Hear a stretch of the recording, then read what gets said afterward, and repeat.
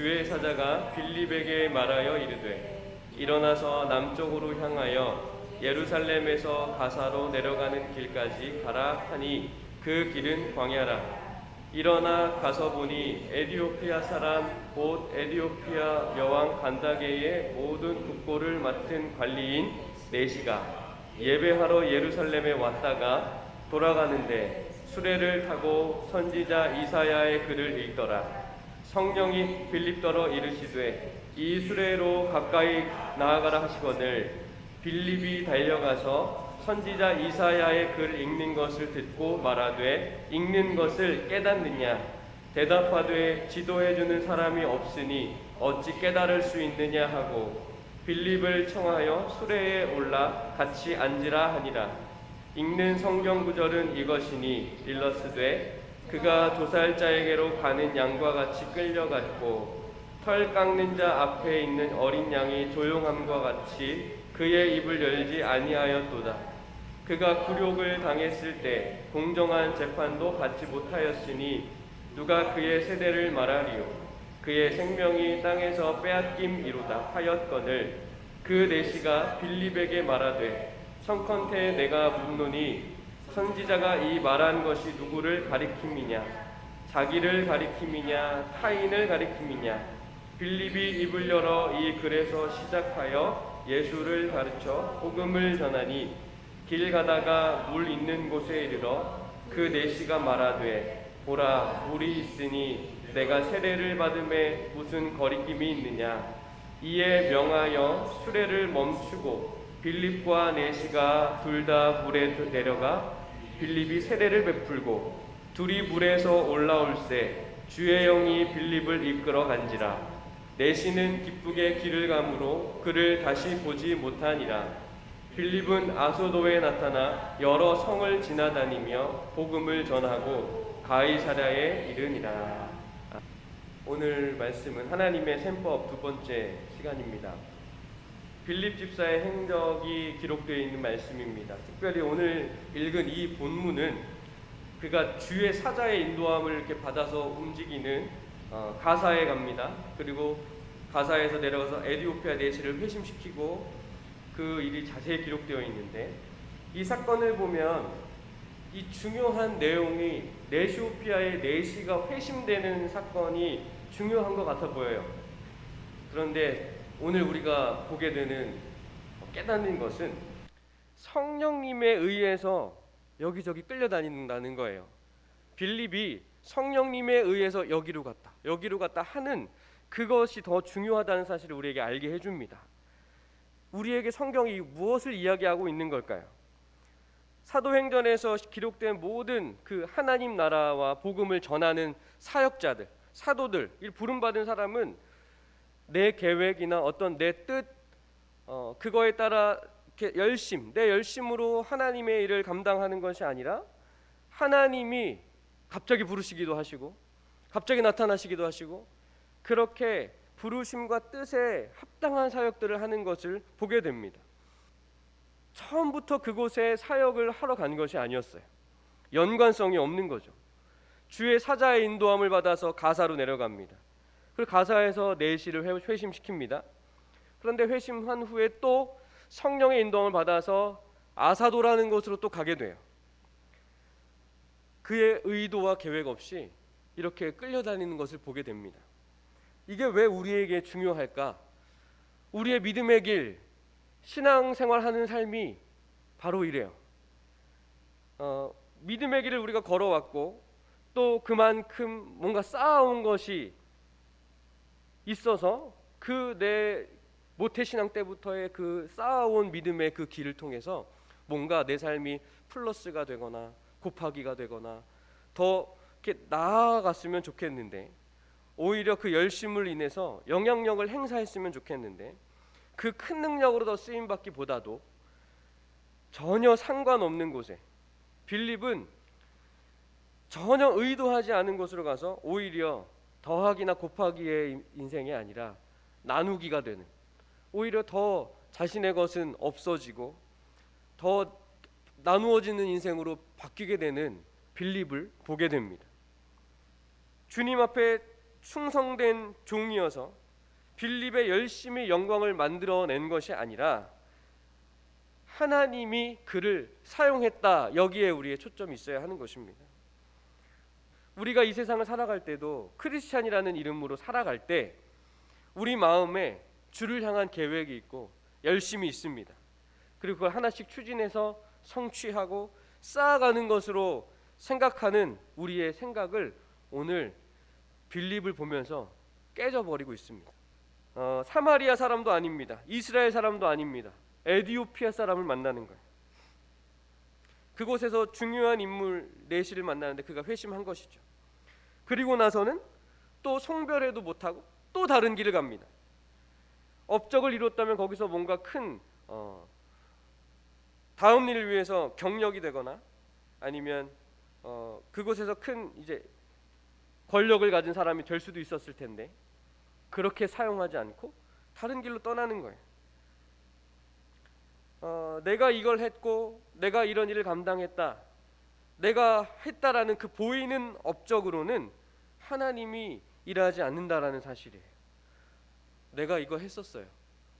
내 능력으로 했더니 정말 대단한 사역이었어요 라고 말하는 그 과거가 도움이 전혀 되지 않는다는 것이죠.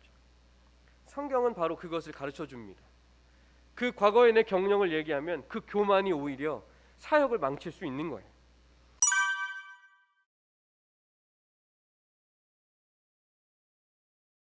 히브리서 11장을 보면 믿음의 위인들을 보십시오.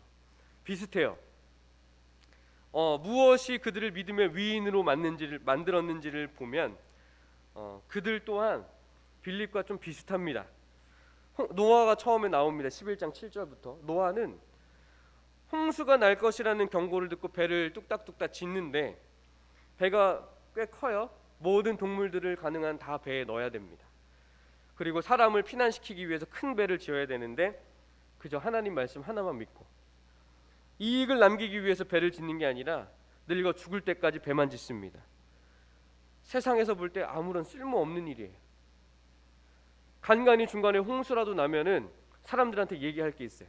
이것 봐라, 내가 배를 만드는 이유가 있었다, 이것 때문에 그런 거다, 이렇게 말할 텐데 간간히 홍수도 안 나요. 작은 증거도 없습니다. 여러분, 우리가 신앙생활 할 때 어려운 게 그것이죠. 예수님 믿으면 그런 증거들이 좀 보였으면 좋겠죠. 작은 증거라도 보여주셔야 내가 그 증거를 가지고 복음 전할 거 아닙니까? 예수님을 자랑할 거 아닙니까? 하나님이 사용했던 믿음의 사람들은 그런 증거가 없음에도 순종하고 인내했을 때 그들을 귀하게 하나님 나라에 사용했다라는 사실이에요. 오늘 우리가 빌립을 보면서 그것을 깨닫게 됩니다. 결국 우리의 생애는 빌립처럼 돼야 된다는 거예요. 어디로 가는지 몰라요. 내가 쌓아온 업적으로 열매 맺는 것이 아닌 거예요. 하나님이 사용하시는 그때에 하나님이 사용하는 것이죠. 내 이익과 어떤 보상을 받아서 사역을 하는 게 아니라 사마리아 성을 회개시켰으니 그냥 거기 있었으면 추장도 되고 대통령도 될 수 있는데 그냥 호련히 어느 날 사라집니다. 성령에 이끌려서 그곳에서 사역을 더 확장하지 않고 그냥 다른 데로 가버리는 거예요. 나그네와 같은 삶을 사는 거죠. 그를 필요로 하는 곳에 하나님이 데리고 사용하시는 것입니다. 이 성경이 가르쳐주는 것은 세상 것을 쌓는 것이 아니라 이 세상에서 나그네로 사는 것입니다. 그렇게 하나님의 인도함 따라 내가 언제건 쓰임받을 준비가 되어 그렇게 사는 것, 노아와 같이 그저 언제 일이 일어날지 모르는데 계속 배를 짓고 있는 것처럼 우리는 우리 주님 다시 오실 그날까지 믿음 지키며 그렇게 믿음 생활하며 사는 것이죠.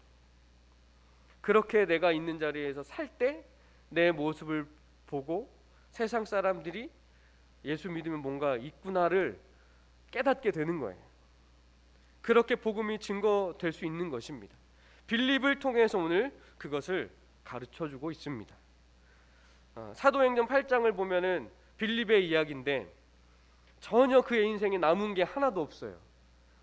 쌓여진 것이 없습니다.